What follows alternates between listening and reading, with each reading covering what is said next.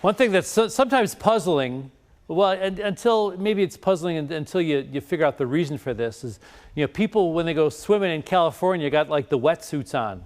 You know what I mean? Like you could, if you're at Myrtle Beach, you can go ahead and hop in the water.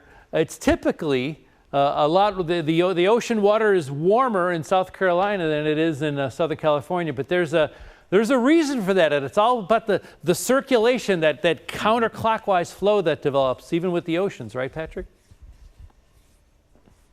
You're right, Kevin. I mean, you set that up perfectly, and we'll explain. Yeah, there's a big difference in the ocean temperatures on each coast, and basically, if you were to take a message in a bottle, okay, and you were to throw it into the ocean, that bottle is going to travel in the direction of whatever ocean current you throw it in. And these currents can be swift. They can move at 5 or even 10 miles an hour at times. I said counterclockwise. I'm so sorry to interrupt, but they're clockwise. I'm thinking about it. It's a clockwise. Yeah. It's a clockwise current. I should have caught that. Yes, and in fact, there's depending upon the ocean. So let's go take a look. What I want to show you here. Here's a globe, and we're going to kind of go current by major current across the globe and discuss the climate implications that they have. First of all, if it's a red arrow, it's a warm current, and if there are blue arrows, which you'll see soon, they are a cold current. So we start off, and we're at the equator, and here is where you see our first current, which is the equatorial current. Basically, that's the flow of water from the coast of South America, and it travels across the equator towards the Philippines, and then it bends to the right, if you will, or north, up through China and Japan. That is why they're kind of like our East Coast. Their East Coast of Asia has a warm current, and the climate implications of that is it brings warmer temperatures into places like China. Also, it helps aid in the formation of typhoons, strong cyclones. We call them hurricanes on our side of the planet. They call them typhoons over there, and they can be incredibly strong and very numerous. It's the most prolific area in the planet for cyclone formation. They call them typhoons, and that's because of the equatorial current, which as it bends to the north, it changes name. It's now called the Kuroshio current. That is the warm current that travels up from the Philippines through Taiwan, Japan, and then off the coast of Kamchatka Peninsula in Russia, and then it makes it all the way up to Alaska. Believe it or not, a warm current is directed at Alaska, which helps generate major areas of low pressure and storms in Alaska. It's why it's cold in Alaska, but coastal areas would be a lot colder if it wasn't for this warm current. So places like Juneau and Anchorage and Nome are not quite as cold as they could be if the current was colder. Okay, now we head farther to the east, and you'll see the current that Kevin was referring to is called the California current. Is that now that current bends through the Gulf of Alaska and heads back south again, and now it's bringing colder waters from the Gulf of Alaska down the California coastline, and that is why the water, let's say off the coast of San Francisco, is like 61 degrees, but at the same latitude on the East Coast, it's like 75 degrees. And that cold current is what brings coastal California its famous fog. It's that cold water and the relatively warmer air that travels over that warm, cold water that helps create San Francisco's fog, the fog up through the Mendocino area and then down through Southern California.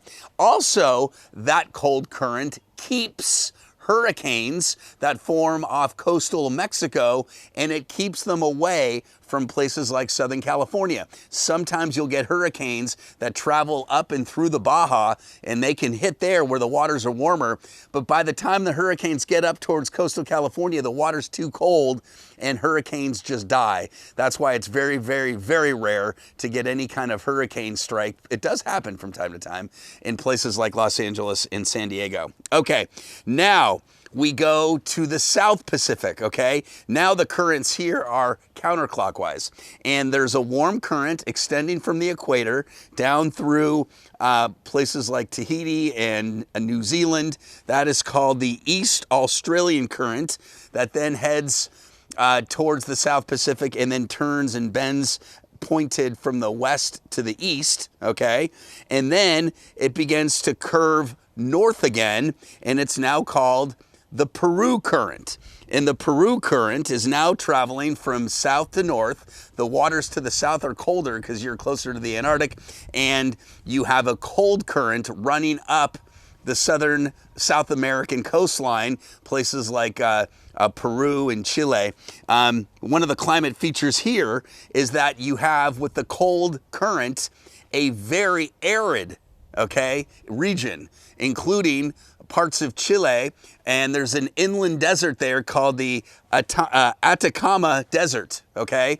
That cold current makes it so dry that that desert will go years and years without ever receiving a drop of rain. They also have a tremendous amount of fog, much like they do in California. It's just not as dry in California as it is here in parts of Chile. That Atacama Desert, the driest location on Earth outside of Antarctica, which is actually the driest. Okay. Now we go to the Atlantic. We start in the South Atlantic. We have the Brazil current. That is the current that goes from the equator and then down through coastal Brazil, bringing warm temperatures down, and then it bends around and hits the coast of Africa and begins to curve back to the north, where it's called the Benguela Current, which travels from South Africa through Namibia and up towards the Congo, okay? One of the climate features here is that that cold current helps create an extremely arid location here, the Namibia Desert, or also known as the Skeleton Coast, where many ships have sunk because the fog is so thick because of the cold water and the inability to see the rocks in the shore. Many ships have sunk here. It's also very dry. And then farther to the north in the Atlantic, you have one current that travels from Europe down through Spain and coastal Africa. That's called the Canary Current. It's a cold current. But then it bends to the west and heads up towards, I would say, the Caribbean, Cuba, and of course, the southeastern and eastern coast of the United States. And that is called something we're very familiar with, the Gulf Stream.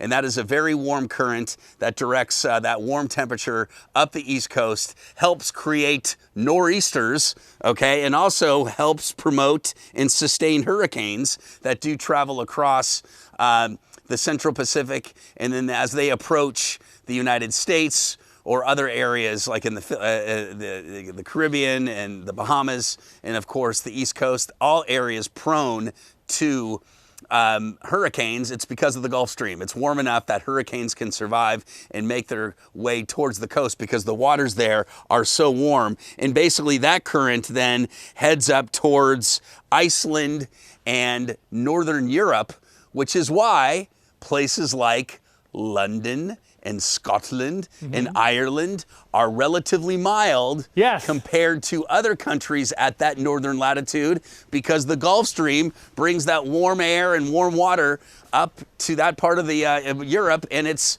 I mean, London would be much colder without that current. Ireland would be much colder without the Gulf Stream. Yeah, it's remarkable how Isn't that interesting? Far north, it's incredible how far north, you know, England and Ireland are. You know, they're farther north than Buffalo. Buffalo's on the same latitude as Italy. You know what I mean? But it's that, again, that influence of the ocean currents. Yeah. Yeah. Next, if you were to travel due east from New York City, you would run into Spain. Yeah, right. Remarkable. It's yeah. crazy. So the incredible, all of Europe influenced certainly by that by the warm current, the Gulf Stream making its way at its northernmost tip. I loved stuff like that. I love the climate control knobs and studying that as well.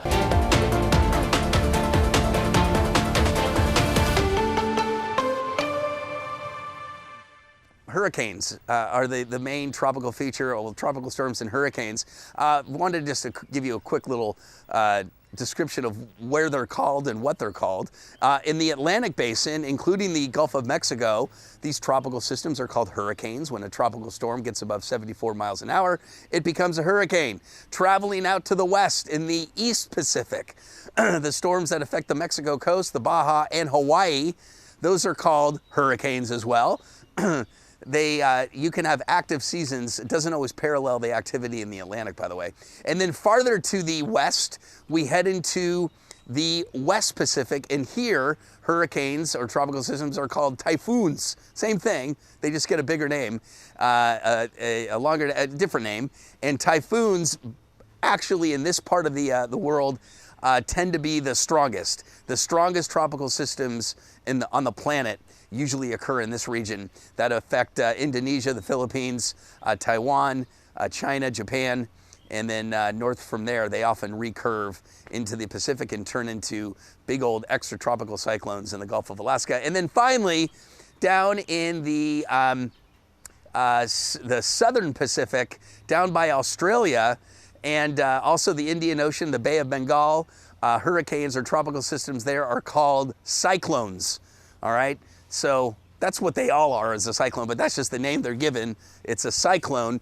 And the nickname, by the way, for hurricanes or cyclones in near Alaska, they're called Willy Willies. Kind of an interesting little nickname. Not sure where that came from, but that's what they're called, Willy Willies. So, all right, I set you up, Lauren. Sure, Patrick, I will take it away. So I'm going to start with hurricane season. We always talk about hurricane season. When is hurricane season? It spans about 6 months of the year. So hurricane season officially starts on June 1st and it doesn't end until November 30th. You do notice this graph does show all the way from May through December. Technically speaking, you can get a hurricane at any time of the year. However, this is when they are most common. The kind of scary markings in red, that indicates the frequency of storms, any kind of storms, any tropical storms or hurricanes, whereas the yellow shows the frequency of hurricanes specifically. And you do notice kind of in that August to September timeframe, that is when the season does start to spike. Obviously, if you look at where we are today, we are still in May. Hurricane season has not yet started. Not to say that you couldn't get anything, but we are looking okay in the Atlantic right now, and that will be starting on the 1st of next month. So let's talk about the type of storms that we most commonly talk about during hurricane season. So you can have a depression, a tropical storm, or a hurricane, and this has a lot to do with what the maximum sustained winds are. When we talk about maximum sustained winds, we're talking about in miles per hour, and they have to be sustained for a minute. So a depression is any kind of organized tropical system that has a maximum sustained wind of below 39 miles an hour. Once you hit 39 miles an hour and all the way up to 73 miles per hour, that is when it is a tropical storm.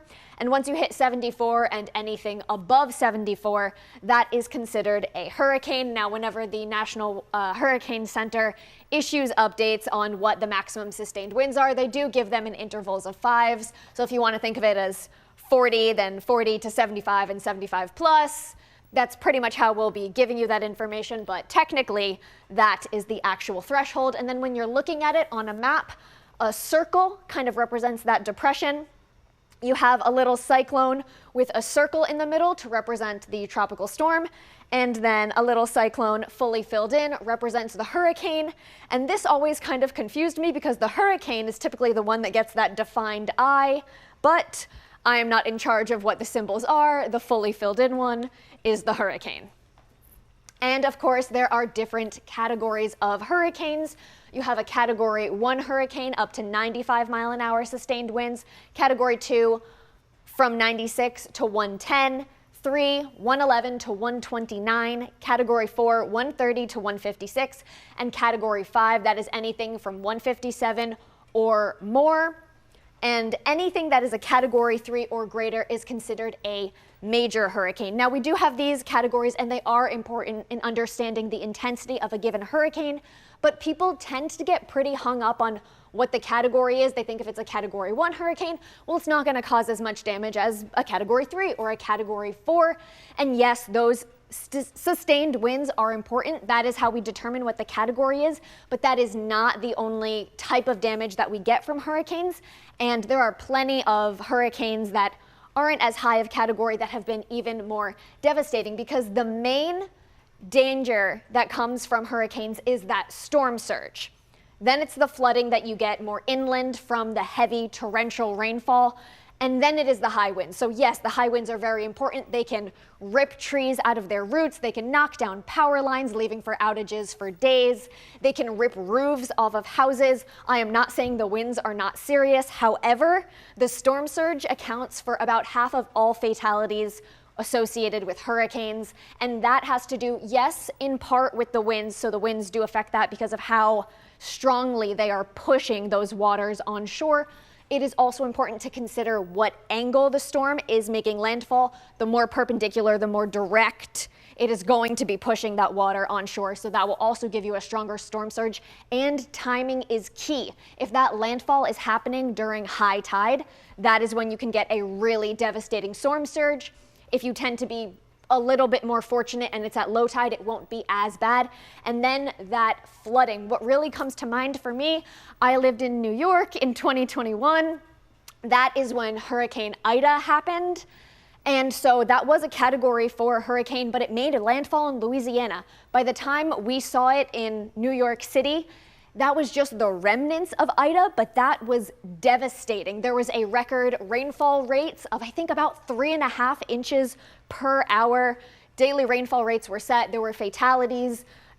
There was a lot of flooding. The transit system couldn't handle it. So that flooding is definitely a concern and very much associated with hurricanes. So what does an average hurricane season look like? Typically, on average, we will see 14 named storms, 7 hurricanes, and 3 of them will be major, so Category 3 or above. Last year, we had a slightly below average hurricane system with 13 named storms, 5 hurricanes, but 4 of those were major, and that is kind of a trend that we see with all of that intensification of those hurricanes.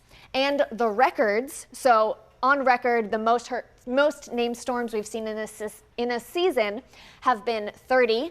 That was in 2020, which was a record-shattering hurricane season. Most number of hurricanes, 15. I believe that was actually 2005. So that was the year of Katrina.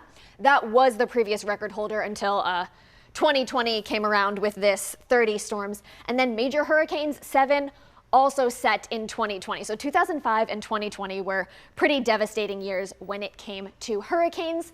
And people always talk about those hurricane names. These are what the names are going to be for 2026. Now, if you can do the quick math or you're really good at kind of judging numbers, there are only 21 names here, and I just said the record was 30. So typically what would happen is that they would then, after they got to the final name, so this year it will be Wilfred. This is actually the same list of names that was 2020. One that really stands out to me is Isaias. Number one, because a lot of people were confused about how to pronounce it. It is Isaias, and because it led to a lot of power outages, but it was not retired. What does happen when a storm is particularly impactful, to avoid confusion or to avoid kind of stirring up emotions or just whatever, that name will be retired. So the name Leah here is actually new. It was Laura in 2020. So we don't get a full new list of names every single year. What we do is we cycle through 6 different lists of names. So now that it is 2026, we are going back to that 2020 list with just a few names subbed out that were retired. So anyway, as I was saying, when you see more than 21 storms, then what we used to do is we would go to the Greek alphabet. So that is what we did in 2020. However, a lot of those storms were devastating, and 2 of those Greek alphabet names, I believe it was Eta and Iota. I know Iota for sure. They were retired, which then causes a whole other sort of confusion where it's like, then you do the Greek alphabet, but then do you just skip letters? So then they created the supplemental list. So if we happen to see over 21 storms this year or on any other year, we will break into the supplemental list and then only swapping those as necessary. So what can lead to a particularly active or a particularly calm hurricane season, there are kind of these three factors. We have the El Nino Southern Oscillation, sea surface temperatures, and the Saharan air layer. So let's talk about El Nino. I spent a whole day kind of talking about El Nino, but just very simply, it has to do with how strong the trade winds are. When they weaken, you get kind of a warmer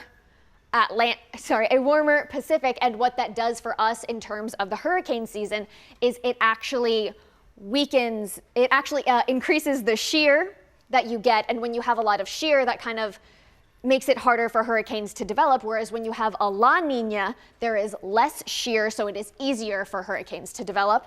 Then when it comes to sea surface temperatures, warmer temperatures just fuel that sea surface development. So this is kind of a look at what our sea surface temperatures are right now, and this is switching it to what the anomalies are. Obviously, the yellow is above average, the blue is below. So you do notice right by Africa, which is typically where all of our tropical storms do originate. It'll be a wave off of Africa that picks up energy and intensity as it kind of crosses toward our area.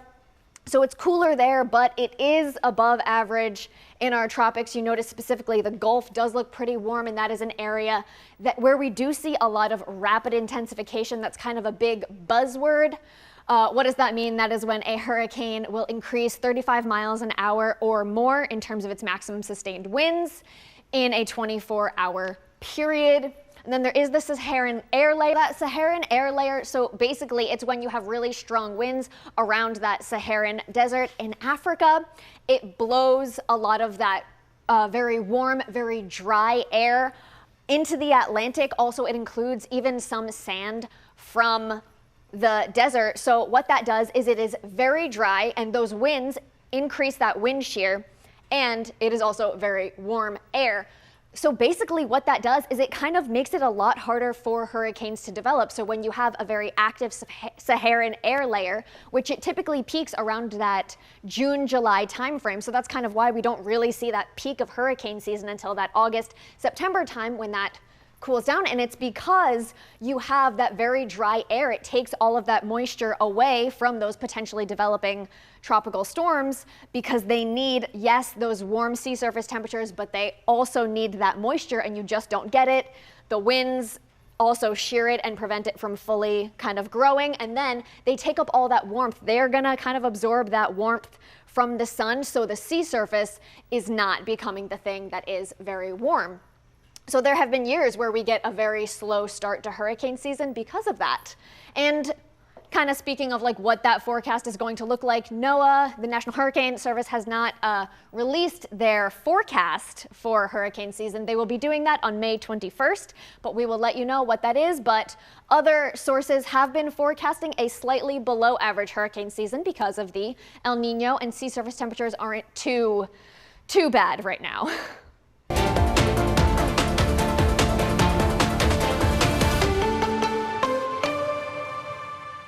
So this section in through here are all the fruit trees. Chris Zeiss knows a lot about gardening. Peach trees, cherries, pears. Each one of those is a bud, and each one of those flowers is going to turn into a fruit. As manager of Russell Trees and Shrubs for over 30 years, he's had to deal with all types of disruptive weather in order to make sure his company's supply and his own personal garden stay in good shape. The winters used to be really rough, years ago, and then we had a stretch where they weren't so bad and you could manage it. Unpredictable weather is a trademark of Western New York in the springtime. I mean, look at today. It's 70 degrees and sunny on Monday, but by Friday, it's expected to be rainy with temps in the mid-50s. Although this year has brought unseasonably wet weather to the region, and it's posed some challenges to local gardeners. It's just not even just the wet, but the few cold nights we had recently, so we held off on putting a lot of stuff out yet because we have to cover it. We lay it all down, cover it with frost cloth, and that's a lot of work. It's tough. I mean, imagine being a commercial farmer and grower and trying to deal with that. Things like adding organic matter to the garden. We think of compost and things, and that's great, but even adding some sort of bulky, even like a mulch that you would normally use to put around your plants, trying to put some of that into the soil can actually help aerate it a little bit. You don't want to do that when the soil's very wet because that just ruins the soil. As intrusive as this rain may be, it might actually set gardeners up well in the long run. For new plantings, it's a lot easier to plant if the ground is wet and ready to go versus trying to plant something and keep it so watered that it's, makes it difficult. Weeping mulberry and until then, we can find Chris Zeiss pacing the droves of trees on his lot and gearing up for the busiest time of the year. Reporting on your side from East Amherst, Nate Mills, Channel 2 News.